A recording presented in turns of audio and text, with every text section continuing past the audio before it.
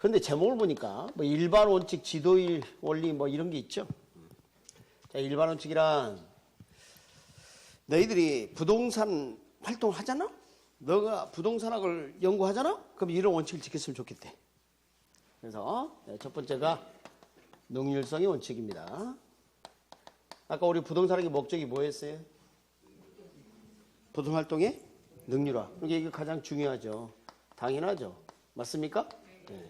그 다음에 두 번째 안전성 원칙이라는 게 있어요. 안전성 원칙. 부동산 활동 안전하게 하자. 여러분, 돌다리는 두드려 보고 건너자. 둘 중에 뭐예요? 안전성 원칙. 그럼 날 새. 그러니까 서로 상충 관계, 상호 견제 관계입니다. 상충 또는 상호 견제 관계에 있다. 이 말이에요. 한쪽을 강조하면 한쪽이 약화될 우려가 있다. 그 다음에 세 번째가 경제성의 원칙. 이렇게 있고요. 그 다음에 공정성의 원칙. 공정하게 하자. 공정성의 원칙은 생략한 사람이 좀 많아요. 이건 뭐 좀 약간 뭐 사족 비슷해서. 그래서 기억은 능환경 뭐 그게 큰 의미는 없습니다만 우리 시험은 오지선 나기 때문에 세계여학은 도움은 안 돼. 근데 이제 문제는 이제 구체적인 내용입니다. 자, 능률성 원칙, 부동산 활동 이렇게 나눌 수가 있어요. 소유 활동, 거래 활동, 행정 활동. 이건 요약집에 적혀 있기 때문에 말로 하겠습니다. 들어봐요. 내가 부동산을 소유하고 있어. 그럼 어떻게 해야 돼? 잘 이용해야 되겠죠? 최유효이용. 거래 일상 확립과 유지. 거래 활동에 있어서는. 여러분, 만약에 부동산 사기 사건이 많다. 그럼 거래가 위축되겠죠? 시장을 통해서 자원이 배분돼야 되는데 그게 잘 안 되겠죠? 아까 시장이 하는 기능이 자원 배분 기능이라고 했잖아요. 그럼 그거 잘 안 된다니까. 행정활동은 정책 행할 때는 효율성과 형평성 추구의 조화를 가져올 필요가 있겠다. 여기서 말하는 효율성은 꼭 개인적 관점이 아니라 국가적 차원도 포함이 되지만 개인의 효율성만을 강조하고 사회적 어떤 형평성을 고려하지 않으면 안 되겠다. 둘 다 조화를 이루자. 됐습니까? 시험은 이렇게 나온 적이 있어요. 부동산 활동의 소유 활동에 있어서 최유효 이용은 부동산의 일반 원칙 중 안전성 원칙이다. OX. 그게 출제된 거예요. 여토 거의 30년 만에.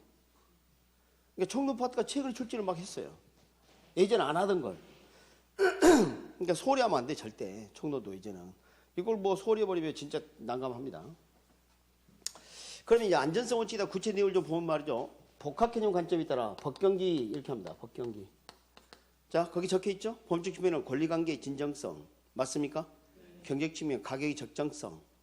길적 측면은 경고성 판단. 오케이? 그러니까 시험 문제에 범죄 측면에 있어서 권리관계의 진정성은 부동산 일반 원칙에 능률성 원칙에 해당한다 그러면 틀린다고. 그것까지 대비를 해야 돼 이제. 서서히 그런 문제도 대비를 해야 한다는 거. 이해하셨나요?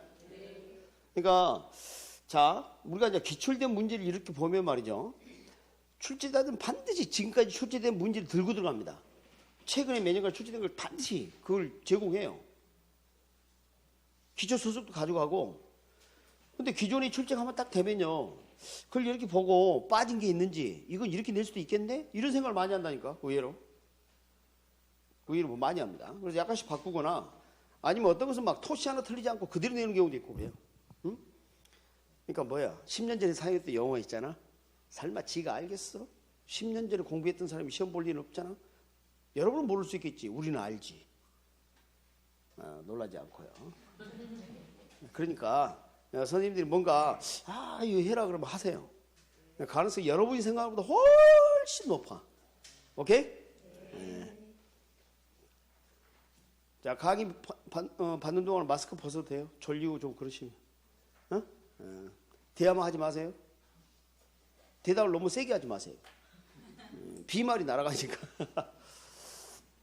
자, 경제성 원칙. 경제. 부자 되는 거. 부자 되는 법. 부자 되는 법. 가르쳐 줄까요? 돈이 들어오면 쓰지 마. 최소 비용 희생으로 최대 효과, 최대 수익을 노리자 이 말이에요. 그게 뭐예요? 경제성 원칙입니다. 그래서 우리 이제 인간들은 좌우로 한정돼 있고 이걸 말이지 어떻게 하면 잘 써서 내 수익 효용을 극대화시킬까? 이게 경제성 원칙이라 그래요. 주어진 자를 잘 활용해서 그러니까 비용과 희생을 줄이고 대신 수익과 뭐 효과를 크게 하는 거 이런 걸 뭐라 그래요? 경제성 원칙이라 그래요. 그다음에 이제 공정성 원칙. 우리 사회성 공공성이 강한 그런 부동산을 대상하다 보니까 공정하게 하자 이런 이야기입니다.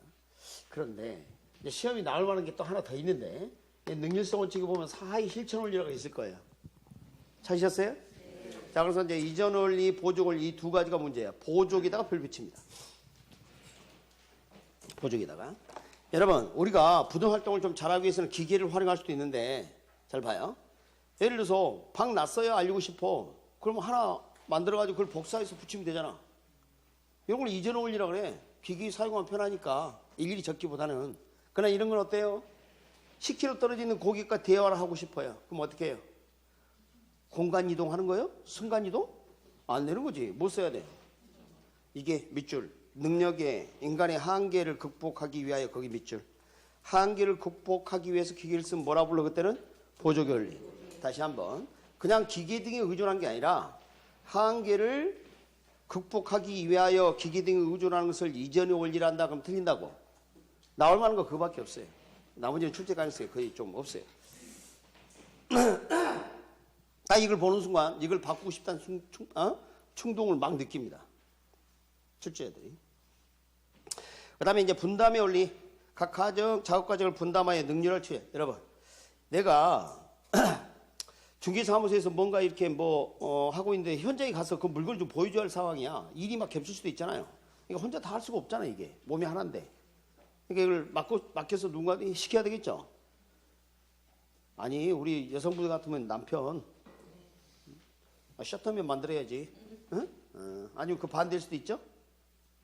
부인. 왜? 그래서 이런 겁니다. 분담의 원리. 그 다음에 현장에 가신 분하고 나하고 연결이 돼야 됩니다. 맞죠? 표준을 이거 뭐예요? 여러분 계약서 작성을 하는데 A4 용지 그때마다 꺼내서 적으면 어떻게 날새? 표준화된 양식을 써야 되겠죠? 그래서 여러분 중개업법을 공부해서 아시겠지만 그 지금 우리 법령이 정해져 있는 그 양식을 꼭 써야 되는 건 아니에요. 그게 이제 모델이고 다르게 해도 상관없는데 그게 좀 충실하니까 그걸 되게 많이 활용을 하죠.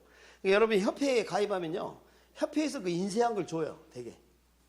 인쇄한 계약서 같은 걸 이제 그 종이값부터 조금 더 주고 아니 그 인쇄하려면 프린트하려면 돈 들고 그러잖아요. 그러니까 그렇게 하는 경우 있는데 요즘은 그 프로그램이 많이 있어가지고요. 그냥 칼라 프린트 있죠. 칼라 프린터 레이저 써야 돼요.